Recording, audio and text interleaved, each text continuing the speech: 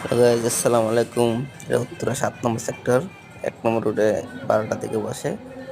ঝালমুড়িটা অনেক ভালোই লাগে, সময় লাগে হের, কিন্তু স্কুল টাইমটার মাঝে ভালোই লাগে।